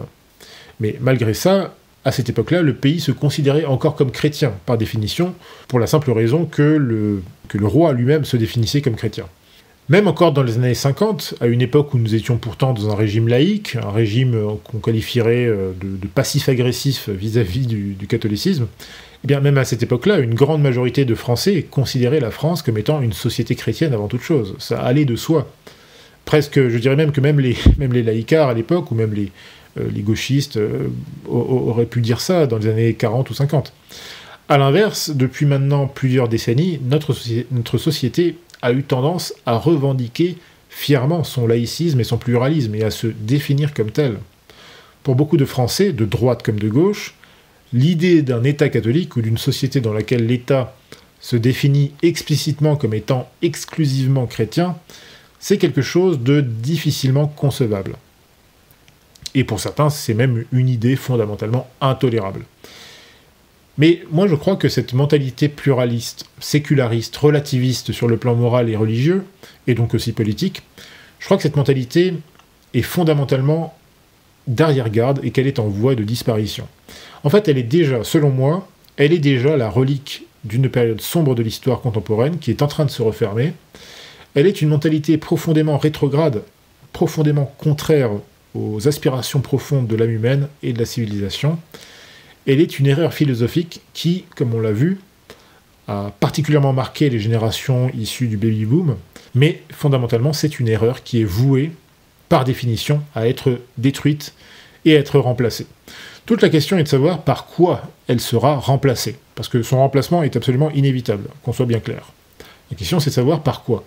Alors bien sûr, depuis la chute du mur de Berlin, beaucoup pensent évidemment à la menace que représente l'islam. Mais si l'obsession de la menace islamique est si répandue dans les milieux de la droite libérale conservatrice et dans une partie de la mouvance identitaire, c'est peut-être justement parce que ces courants politiques sont dépourvus de toute conviction religieuse et morale structurée. En opposant le sécularisme néoconservateur ou encore des formes d'identitarisme néo-païen de synthèse face à la vigueur de l'islam et face aux forces du wokisme capitalistique, ces milieux s'exposent par avance à la défaite et au ridicule. En ce qui me concerne, je ne crois absolument pas à la victoire de l'islam en France. Si victoire il devait y avoir, elle ne pourrait se faire qu'à la condition où apparaîtrait soudainement une majorité musulmane qui dominerait la politique à l'échelle nationale, ce qui est très loin d'être le cas, surtout étant donné les dernières tendances ethnographiques qui composent l'immigration de masse en Europe. De plus, cela fait longtemps que je suis convaincu que l'islam a tendance à se déliter au contact du sécularisme postmoderne occidental. Même si la pratique religieuse musulmane en France reste stable, reste assez élevée et se trouve même dans une dynamique haussière, il me semble que tout ceci soit lié avant tout à l'intensification des flux migratoires. Je crois aussi que beaucoup de musulmans qui se sont installés ou qui sont nés en France au cours des dernières décennies sont étrangement perméables à certaines tentations de la postmodernité. Peut-être plus encore que même des Français de vieille souche qui sont tombés aujourd'hui, on va dire, dans l'athéisme ou dans l'agnosticisme. Et bien sûr, je dis ça sans vouloir faire de généralisation. Et ceci ne veut non plus pas dire que le sécularisme actuel serait un rempart efficace contre l'islam. Bien au contraire, nous en avons déjà eu un terrible, un pathétique exemple avec la perte de l'Algérie française, qui fut avant tout le résultat de la politique antichrétienne et pro-islamique que nous y avons menée. Cette politique d'ailleurs était principalement motivée par l'idéologie libérale, anticléricale et pluraliste, la même qui finalement laisse faire et justifie ces dernières années cette submersion migratoire qui menace la cohésion de la société française et européenne. Malheureusement, les Français, amnésiques de leur histoire ou excessivement sélectifs en la matière, comme on le voit notamment dans une certaine droite nationale, semblent n'avoir tiré aucune leçon de cet épisode tragique. Ainsi, si l'islam devait triompher en France, ce serait quand même à cause du pluralisme séculier, à cause du libéralisme, quand bien même beaucoup de musulmans eux-mêmes seraient devenus entre-temps de purs produits de la postmodernité, comme le reste de la société occidentale. Mais encore une fois, je crois que ce scénario d'une islamisation politique de la France ou de l'Europe est extrêmement improbable. Il me semble qu'une autre menace religieuse, beaucoup plus dangereuse que toutes les hérésies que nous avons vues jusqu'ici, pourrait bien apparaître au XXIe siècle dans la suite directe du modernisme. Et il me semble que personne ne pense à cette menace. Or, si on suit l'opinion des grands exégètes du siècle dernier, comme le père Sylvester Berry, qui se basent eux-mêmes sur le consensus des pères et des docteurs, on peut supposer que l'Antéchrist apparaîtra effectivement dans les prochaines décennies, et qu'il cherchera à imposer une sorte de religion mondiale, un faux universalisme. Cette religion mondiale sera évidemment liée au modernisme, mais tout en étant différente de celui-ci. Si l'on suit l'avis des théologiens, le modernisme semble plutôt s'apparenter à leur description de la religion du faux prophète de l'Apocalypse, c'est-à-dire une sorte de contrefaçon théologique du catholicisme. Or, nous avons vu que le modernisme a renoncé aux prérogatives temporelles de l'Église, et à l'inverse, nous voyons que les théologiens nous disent que la dimension temporelle de la foi, justement, sera particulièrement revendiquée par l'Antéchrist et par la religion qu'il va mettre en place. Religion qui conservera évidemment certains aspects théologiques du modernisme, notamment dans sa dimension syncrétique. Il se pourrait donc qu'on voit apparaître dans les prochaines années une religion à prétention biblique, avec un message à la fois eschatologique, mystique, social, politique, qui sera porté par un personnage extraordinairement charismatique, qui va rallier à lui des athées, des chrétiens, des musulmans, des juifs, des gens de toutes les croyances, sauf bien sûr les élus qui ne se laisseront pas tromper. Tout ceci, bien sûr, n'est qu'une hypothèse de ma part. Et donc revenons à notre situation présente afin de conclure ce propos. Ma première conclusion, c'est que le retour actuel du catholicisme ne se fait pas grâce à Vatican II, mais plutôt malgré Vatican II, et je dirais même, le retour actuel du catholicisme se fait contre Vatican II. Puisque, fondamentalement, la jeune génération, qu'elle soit traditionnaliste ou conciliaire conservatrice, se place, de fait, en opposition frontale aux orientations fondamentales du Concile et à l'état d'esprit qui continue de dominer une grande partie de la hiérarchie de l'institution conciliaire. Bien sûr, cette attitude se formule différemment selon qu'on soit traditionnaliste ou selon qu'on soit un conciliaire conservateur. Dans les trois grands courants historiques de la réaction traditionnaliste de ces dernières décennies, cette attitude s'est formulée surtout sur le plan doctrinal, liturgique, moral et disciplinaire. Mais la nouvelle génération conciliaire, quant à elle, ne s'oppose pas au concile lui-même, ni même aux réformes liturgiques de Paul VI, en tout cas pas ouvertement, puisqu'elle entretient l'idée selon laquelle il serait possible de réconcilier l'orthodoxie catholique avec les textes de Vatican II, et que la liturgie de Paul VI est tout à fait bonne et légitime, à condition qu'elle soit célébrée avec dignité et respect. Et donc, cette génération considère en fait que les textes de Vatican II ont parfois été mal compris, ou mal interprétés par des prêtres ou des évêques qui les ont appliqués de façon plus ou moins libérale dans leurs activités pastorales ou liturgiques. Alors bien sûr, c'est une très vieille interprétation, une très vieille théorie, qui ne date pas d'hier, mais dans tous les cas, cette vision des choses nous semble être en contradiction avec la réalité des textes, et surtout avec la réalité des effets manifestement ravageurs que ces textes, les textes de Vatican II, ont eu sur la chrétienté au cours de ces dernières décennies. Là encore, les statistiques que nous avons vues plus haut parlent d'elles-mêmes. Il n'y a absolument aucun doute à avoir sur le lien entre la chute de la pratique religieuse et l'avènement, effectivement, de Vatican II. Et donc, ces approches différentes de la situation, comme nous l'avons dit, ne sont pas une chose récente, puisqu'elles ont existé, en fait, depuis la clôture du Concile, et elles se comprennent très bien, finalement, au vu de la confusion qui caractérise notre époque. Mais malgré ces différences et cette confusion, je pense qu'il faut bien évidemment se réjouir de ce retour du catholicisme, et il faut se réjouir de voir tous ces adultes, tous ces adolescents, de plus en plus nombreux à recevoir le baptême catholique. Il faut s'en réjouir d'autant plus que nous savons parfaitement que ces conversions se font dans un contexte historique et social très particulier, au cours duquel le postmodernisme se décompose, et où il est à nouveau possible d'imaginer politiquement le futur. Et en effet, ma deuxième conclusion, c'est que le retour actuel du catholicisme est un fait politique majeur. Et j'emploie ici le terme politique dans le sens premier, c'est-à-dire dans le sens noble, pour désigner ce qui concerne la cité, ce qui concerne la société humaine. Sur le plan politique, j'avais signalé déjà il y a quelque temps que de grands médias mainstream s'inquiétaient désormais de l'émergence d'une élite catholique intégraliste, intellectuelle, universitaire, économique et surtout politique un peu partout en Occident.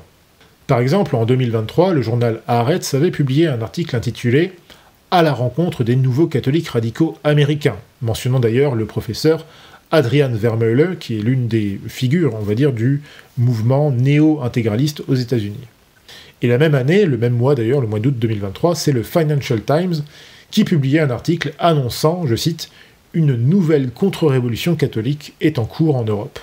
Et comme nous l'avons vu, les courants traditionnalistes, par la force des choses, ont été les seuls à maintenir et à transmettre les principes de l'intégralisme.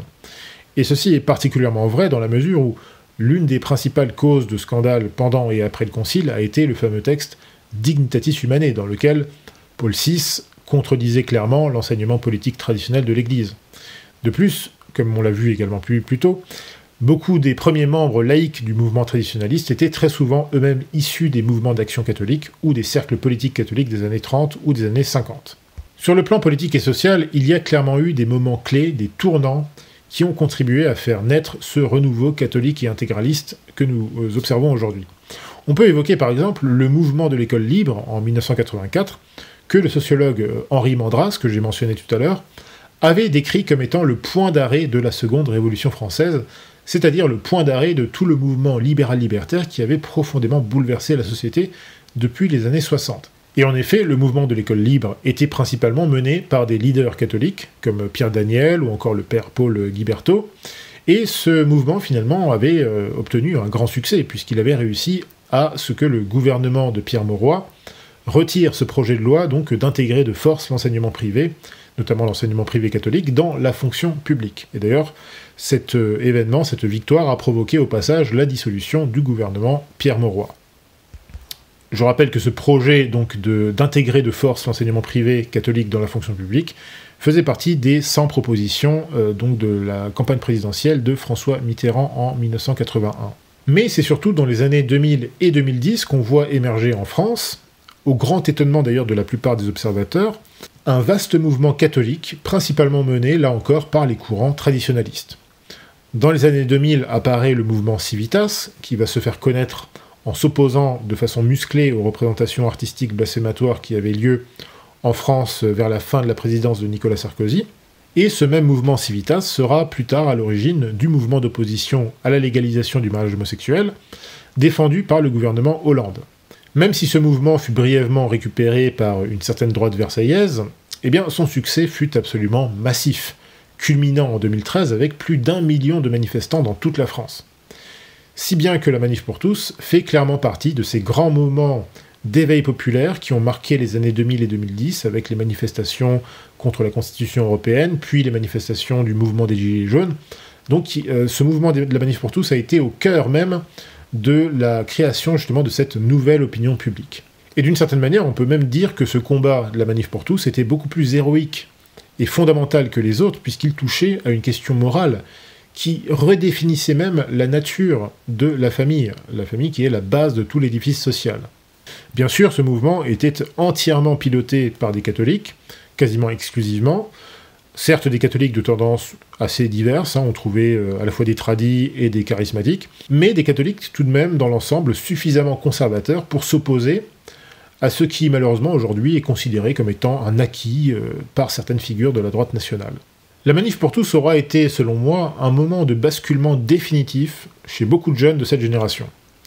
Réalisant alors que la légalisation du mariage gay constituait finalement le symbole ultime de la décadence terminale de notre régime, à une époque où la laïcité permettait à l'islam de construire des mosquées à tour de bras, des personnes issues d'un milieu conciliaire bon enfant, boy scout, se radicalisèrent soudainement en allant vers des formes beaucoup plus conservatrices d'un point de vue politique ou spirituel, tandis que des milliers de jeunes Français qui s'étaient éloignés de la foi de leur enfance ou qui n'avaient même jamais reçu d'éducation religieuse se tournèrent vers la tradition catholique de façon massive en y trouvant les structures métaphysiques, spirituelles et intellectuelles qui leur avaient fait défaut jusqu'ici, sans qu'ils puissent bien souvent expliquer pourquoi. Et encore une fois, j'ai un souvenir ému de cette époque, puisque j'ai participé bien sûr à cette génération Manif pour tous, Printemps français, etc. Il y avait aussi les JRE, beaucoup de choses autour, les veillées, enfin les veilleurs, il y avait encore d'autres initiatives de ce genre-là, mais c'était quand même un moment incroyable quand on y repense. Pour moi, c'est un tournant majeur qu'on a un petit peu oublié aujourd'hui, mais qui, à mon avis, est absolument central, justement. Et je dirais même, peut-être, c'est le point de départ, finalement, de ce mouvement-là que j'analyse aujourd'hui, de ce mouvement, de ce retour au catholicisme. Alors, les années 2000-2010, c'est aussi les années pendant lesquelles on voit apparaître des blogs, des sites internet, des chaînes YouTube catholiques de façon, là encore, assez massive. De façon assez curieuse, les traditionalistes semblent avoir été les premiers parmi les catholiques à avoir développé une intense activité sur Internet, peut-être parce qu'ils étaient conscients justement du pouvoir apologétique de ce nouveau média. Là encore, on pense à des forums ou à des sites emblématiques de cette époque. Je pense par exemple au blog La Question, il y avait aussi le site La Femme catholique, il y avait Philosophie du christianisme qui existe toujours, c'est à mon avis l'un des sites, l'une des ressources les plus qualitatives en matière pour ceux qui recherchent vraiment la bonne doctrine catholique. Et il y aurait bien sûr beaucoup d'autres sites, blogs, forums dont j'oublie le nom aujourd'hui qu'on pourrait mentionner.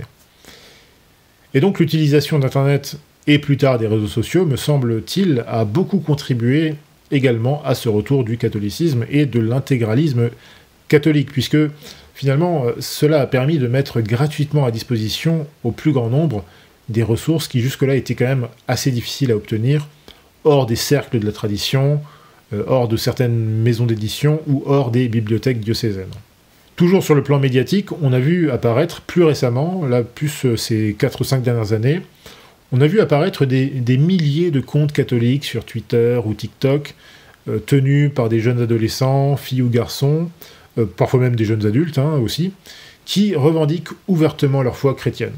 Alors parfois ça peut nous sembler peut-être un peu superficiel ce genre de données, mais je pense que ce mouvement, alors qu'on appelle parfois le mouvement catholique core, puisque tout est corps aujourd'hui dans la postmodernité, mais je pense quand même que ce mouvement-là joue aussi un rôle globalement positif, notamment auprès des jeunes audiences qui, de toute façon, sont habituées à ce genre de médias. Aujourd'hui, vous avez même beaucoup de chaînes YouTube assez connues, donc de prêtres tradis ou conciliaires ou tout ce que vous voulez, qui passent aussi de plus en plus par TikTok, parce qu'évidemment, c'est un moyen efficace de toucher des jeunes, notamment des jeunes, on va dire, entre 12 et 18 ans.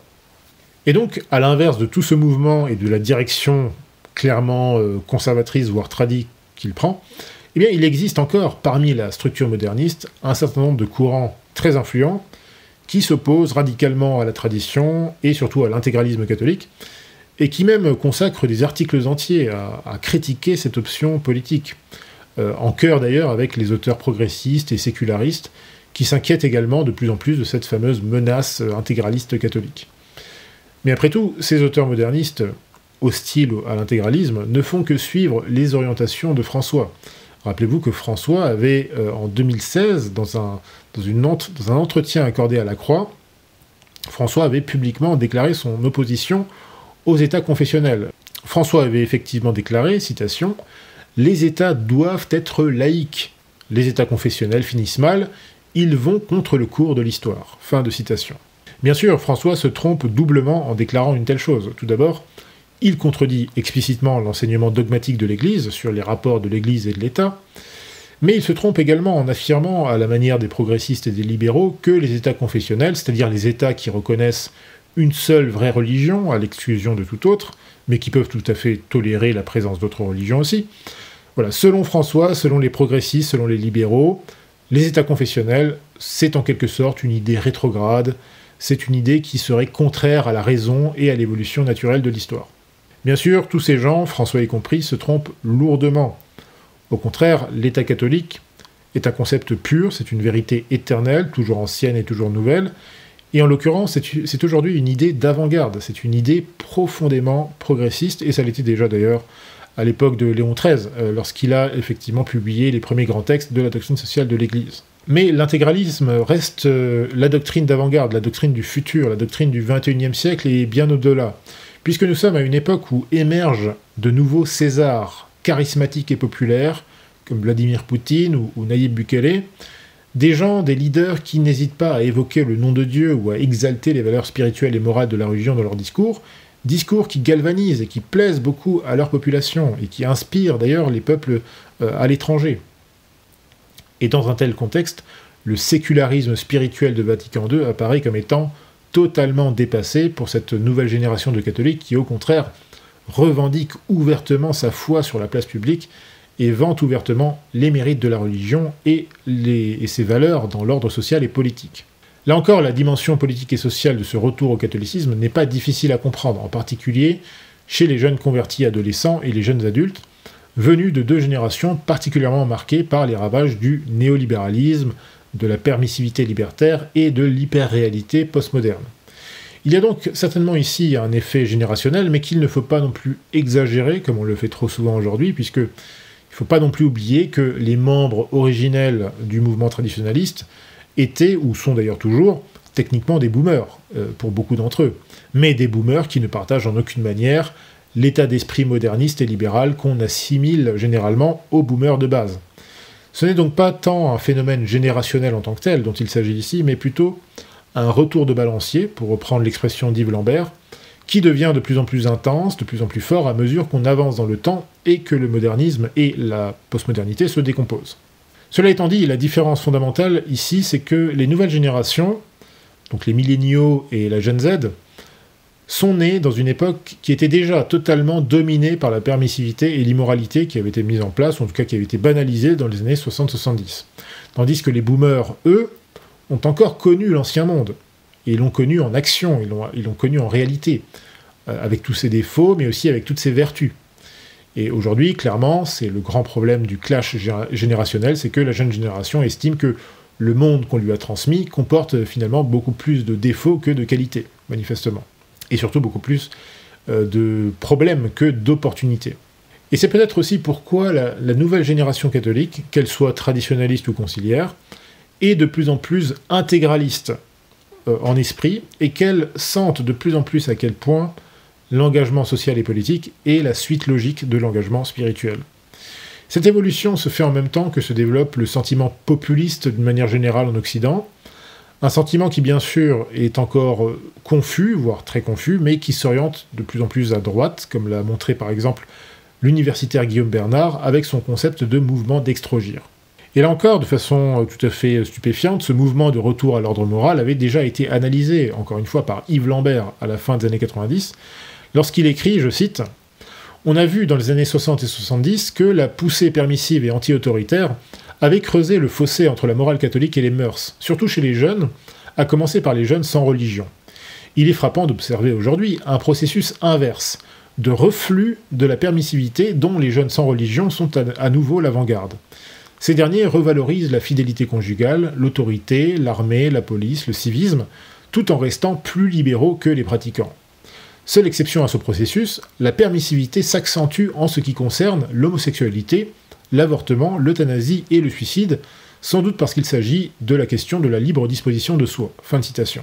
Donc là encore, les propos d'Yves Lambert sont absolument hallucinants, remarquables de justesse et de précision, puisque tout en soulignant les mérites justement de cette génération, on va dire, de jeunes sans religion, mais qui reviennent effectivement à des sentiments, à un désir d'ordre, on va dire, social et quelque part moral.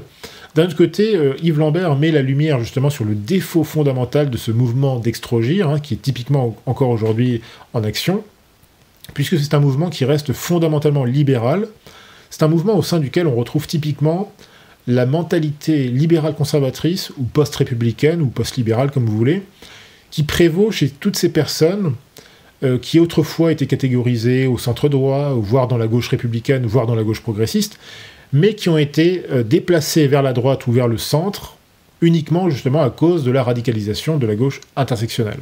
Et donc cette catégorie de personnes qui sont en fait des purs produits de l'idéologie boomer, et qui encore aujourd'hui sont assez nombreux dans les milieux dissidents, de droite, populistes, etc., c'est une catégorie de gens qui déplorent les excès du gauchisme actuel, mais qui persistent à en célébrer en fait la version originale. Je vais vous donner un exemple. Tout récemment encore, après avoir fait une longue et très profitable cure de réseaux sociaux durant tout le carême, J'ai eu le déplaisir, en me connectant brièvement sur Twitter, de constater qu'une partie de la sphère nationale identitaire de tendance patriote beauf s'extasiait devant la nouvelle star du conservatisme américain, une belle femme blonde, habillée de façon très légère et qu'on présentait comme étant le remède au wokisme d'Hollywood, sous prétexte qu'elle n'avait pas honte d'afficher fièrement sa forte poitrine. Voilà. Donc voilà, les femmes en mini-jupe, les femmes avec un fort décolleté, avec une forte poitrine. Voilà, pour la droite conservatrice actuelle, il paraît que voilà, c'est le remède au wokisme. Mais ces gens-là ne comprennent pas qu'en fait, le wokisme a commencé justement comme ça. Donc ce sont des gens en fait qui veulent juste revenir, c'est un peu le principe, vous savez, le principe de la pente glissante, ce sont des gens qui veulent juste revenir un peu plus haut dans la pente glissante, sans comprendre qu'il faut totalement pulvériser la pyramide. Donc cette mentalité boomer, fondamentalement libérale, et en fait essentiellement gauchiste, se retrouve, comme je l'ai dit, encore trop souvent dans les milieux populistes, notamment dans les milieux populistes de droite, qui finalement ne s'opposent qu'à certains effets de la postmodernité, et notamment les effets les plus pénibles du multiculturalisme et de l'immigration, mais ils s'y opposent uniquement quand ça remet en cause en fait leur petit confort libéral. Et le résultat de tout ceci, c'est que l'impuissance morale et conceptuelle de ces milieux de droite populiste, voire nationale, devient aujourd'hui de plus en plus manifeste, et il est évident que cette carence que nous dénonçons depuis des années est clairement due à l'absence de propositions spirituelles et transcendantales chez les partis, les leaders, les représentants de ces mouvements, en tout cas en France, surtout lorsque l'on sait que l'un des principaux défis d'un éventuel futur chef d'État qui serait issu du mouvement national d'une façon globale, l'un des principaux défis d'un futur César en France et en Europe, ce sera justement de rendre possible les conditions d'un nouveau cadre de cohésion sociale. Et donc il faudra nécessairement ce que j'appelle un agent coagulant. Et donc je pense qu'aujourd'hui, beaucoup de gens comprennent effectivement qu'il y a un problème, qu'il y a une carence fondamentale dans tous ces mouvements libéraux-conservateurs, post-libéraux, etc.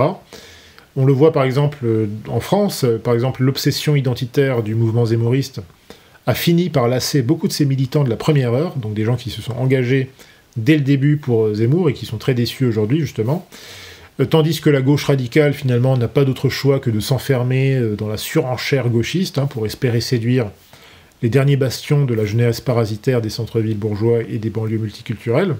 Donc on voit que effectivement, à droite comme à gauche, il y a un déficit manifeste à la fois doctrinal et spirituel, mais en dépit justement de cette désorganisation de la gauche et de l'impopularité de l'extrême centre macroniste, eh bien malgré tout on constate que le mouvement national manque encore de cette inspiration centrale qui ne peut que venir du catholicisme. Encore une fois, je le dis depuis de nombreuses années, mais il devient de plus en plus évident qu'on ne mettra pas fin à la domination des idéologies postmodernes en se bornant à interdire les changements de sexe aux moins de 12 ans, comme si ça suffisait, et on ne mettra pas fin à l'islamisation en ayant un discours monomaniaque sur la laïcité et sur la remigration. Pareil, les catégories de droite et gauche, ça n'intéresse plus que ceux qui sont restés bloqués dans un monde qui est déjà en train de disparaître. Donc il faut passer à autre chose, et je pense que la force que nous avons, nous, catholiques, c'est que on est déjà dans le futur.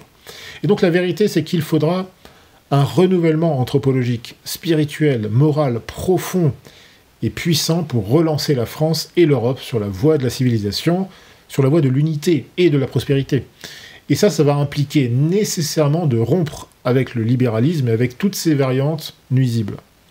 Et en cette matière, il n'y a évidemment pas, il n'y a tout simplement pas d'autre remède que le catholicisme et donc l'intégralisme sur le plan politique. Je pense que dans les prochaines années, nous allons voir apparaître en France, ou en tout cas en Europe, un leader politique qui sera capable justement de présenter, de formuler une proposition politique à la fois rassurante, équilibrée, mais également conquérante et régénératrice, et qui sera notamment agrémentée de références à la foi et aux valeurs chrétiennes. Comme on le voit aujourd'hui un petit peu avec des grands leaders comme Vladimir Poutine ou Nayib Bukele. Et cette proposition, cette formule politique deviendra alors extrêmement populaire, et elle le sera d'autant plus qu'elle aura été préparée en amont justement par ce retour du catholicisme qui se passe aujourd'hui au sein d'une minorité active de jeunes Français. Puisqu'en effet, nous voyons déjà que de plus en plus de gens comprennent qu'on ne peut pas envisager de futur sans s'appuyer sur des vérités éternelles, les gens comprennent aussi qu'on ne pourra pas combattre les sources de l'injustice ou de l'immoralité sans admettre l'existence d'une loi naturelle, et qu'on ne pourra pas refaire société sans cet agent coagulant, cet agent réconciliateur, qui nous permettra justement d'assumer et de transformer positivement les changements survenus en Europe occidentale au cours des dernières décennies. Donc là encore, c'est une grande force du catholicisme, et c'est quelque chose que nous avons employé à de nombreuses reprises dans l'histoire, et qui nous a justement permis parfois de nous sortir de situations très compliquées, et voire même de triompher d'ennemis qui étaient largement plus puissants que nous à la base. D'ailleurs, à propos de l'islam, j'ai oublié d'en parler de façon un peu plus poussée, mais ajoutons que l'islam a sans doute malgré lui contribué à ce retour du catholicisme, en particulier chez les jeunes qui ont grandi dans des contextes multiculturels et qui ont développé, soit par réaction, soit par émulation, un intérêt pour une religion, donc le catholicisme, que bien souvent leurs parents ne leur avaient pas transmis. Donc là encore, c'est un effet assez intéressant qu'on pourrait développer, et que je crois que j'ai déjà évoqué, il me semble, dans d'anciennes émissions. Quoi qu'il en soit, vous l'avez compris, l'attitude de la nouvelle génération conciliaire tranche énormément avec celle des boomers modernistes, attachés aujourd'hui encore à la pluralité religieuse. Comme nous l'avons dit, ces jeunes conciliaires sont beaucoup plus offensifs en matière d'évangélisation. Finalement, certains d'entre eux ne font pas que émuler les musulmans, ils émulent finalement avant tout le zèle religieux, puisque très clairement, pendant des années et des années, c'était avant tout les catholiques, on va dire, traditionnalistes, qui étaient très offensifs, notamment il y a encore quelques années sur Internet, c'était avant tout des catholiques traditionnalistes qui publiaient des textes réfutant l'islam, réfutant le protestantisme, réfutant l'orthodoxie orientale, etc., etc. Mais aujourd'hui, c'est quelque chose qui est de plus en plus courant chez des catholiques conciliaires, et qui est voire même encouragé parfois par certains de leurs prêtres. Et donc on a vu apparaître depuis quelques années des associations spécialisées dans l'évangélisation des musulmans. On pense par exemple à l'Institut, ou je crois l'association Ismeri, ou Institut Ismeri, je ne sais plus si c'est un institut ou une association. En tout cas, voilà, cette structure qui est bien connue aujourd'hui, et qui est très active. On le voit aussi, on a vu apparaître des polémistes ou des youtubeurs qui se sont spécialisés dans la réfutation, là encore, du protestantisme, ou même parfois du judaïsme, ce qui aurait été considéré comme absolument scandaleux par le modernisme de base encore dans les années 90, ça aurait été un crime contre le chemin œcuménique. Et d'ailleurs, on remarquera que très souvent, ces initiatives sont à l'origine le fait de simples laïcs, ou parfois de clercs relativement isolés, mais elles ne sont jamais l'initiative de la structure conciliaire elle-même. Ce qui montre bien que sur le plan doctrinal, il y a un problème fondamental. Ça montre que rien, finalement, n'a fondamentalement changé, bien évidemment, tant que Vatican II est en place, malgré le fait que certains veulent absolument s'aveugler sur cette situation-là. Voilà, il y a un décalage très net, et à mon avis, qui va s'accentuer entre les pratiques syncrétiques, on va dire, de la haute hiérarchie. On l'a encore vu il n'y a pas si longtemps, rappelez-vous, la fameuse déclaration d'Abu Dhabi entre François et je crois que c'était le recteur ou le grand imam d'Al-Azhar. Donc voilà, il y a une différence substantielle entre les aspirations de la jeune génération conciliaire et l'idéologie globale qui est celle de la haute hiérarchie conciliaire. Et ça, à mon avis, voilà, au bout d'un moment, ça ne pourra plus marcher. Et enfin, ma troisième et dernière conclusion, qui en fait devrait être la première, c'est que ce retour au catholicisme, ce n'est pas un mouvement romantique. Ce n'est pas un simple effet de mode, ce n'est pas un simple réflexe identitaire, même si, dans le cas de personnes ou de populations qui sont issues d'un ancien contexte culturel chrétien, le réflexe identitaire est tout à fait naturel et doit être perçu comme une grâce. Ce que je veux dire, c'est que ce retour au catholicisme, c'est un mouvement profondément sincère de la part de gens qui sont authentiquement dans une démarche de vérité pure, de vérité transcendante et universelle, et non pas dans une démarche de spiritualité individuelle, de bien-être personnel et de choix subjectifs.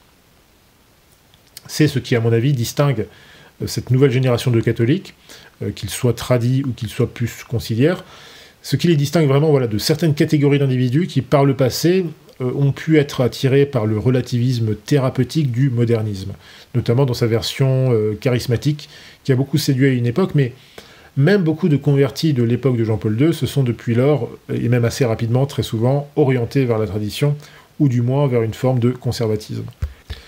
Bien sûr, encore une fois, tout ce qui vient d'être dit dans cette émission, ce n'est que la somme de mes réflexions personnelles, ce n'est évidemment pas à prendre nécessairement comme une vérité absolue. Il y a beaucoup de théories dans tout ce que je dis là. Et puis, il faut rester prudent, bien sûr, puisque tout d'abord, même si on doit se réjouir toujours de la croissance des baptêmes d'adultes, il ne faut jamais oublier comment nous sommes arrivés à une telle situation. Si les baptêmes d'adultes augmentent effectivement sur les 25 dernières années, eh bien, on l'a vu tout à l'heure, je vous ai montré les chiffres, les baptêmes d'enfants ont terriblement chuté depuis Vatican II.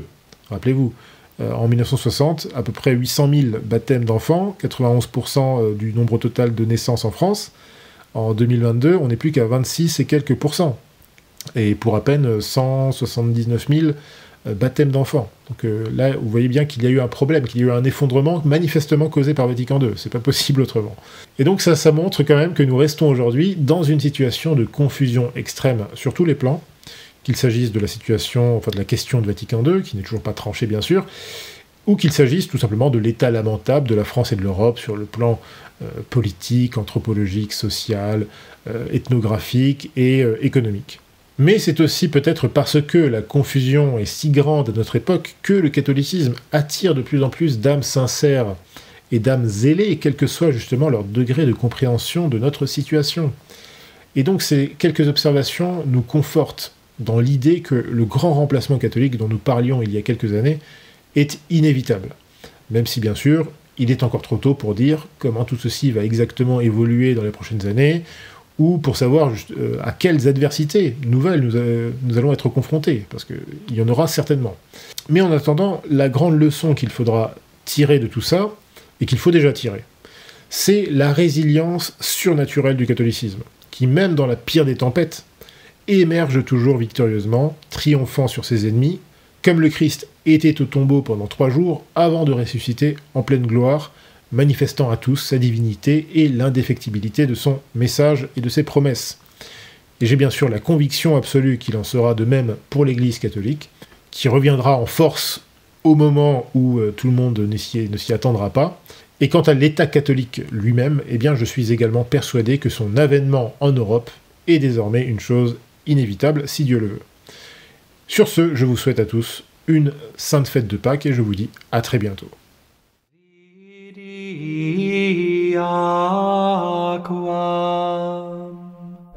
Egredientem de templo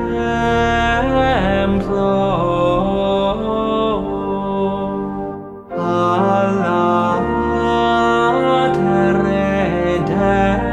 dextro. Alleluia.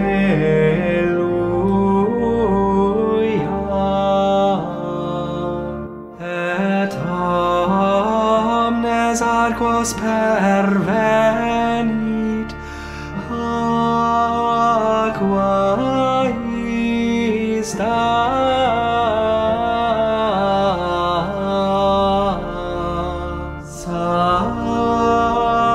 Salvi factis und edicent. Alleluia, alleluia.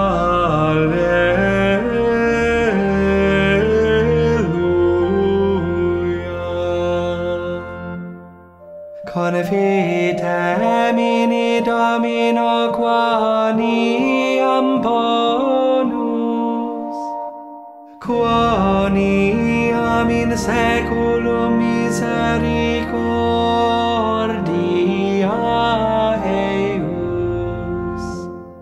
Gloria Patri et Filio et Spiritui Sancto, sicut erat in principio et nunc et semper et in saecula saeculorum. Amen.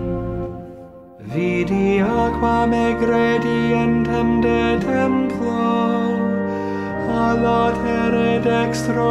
Alleluia. Et omnes arcos pervenit aqua ista. Salve factis sunt edicent.